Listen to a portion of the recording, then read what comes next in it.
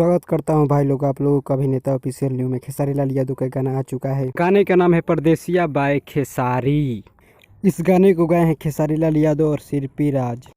गीत लिखे हैं विजय चौहान और म्यूजिक दिए हैं आर्या शर्मा जी।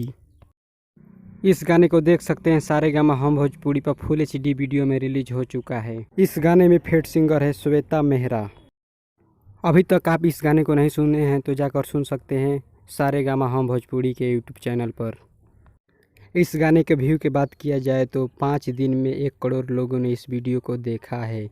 अभी तक आप नहीं देखे हैं तो जाकर देख सकते हैं सारेगामा हम भोजपुरी के यूट्यूब चैनल पर। आपको ये खबर अच्छी लगी है तो हमारे चैनल को सब्सक्राइब करें, लाइक करें, साथ ही कमेंट करें कि ये खबर आपको कैसी लगे। हम मिलेंगे आप लोगों से अगली वीडियो में।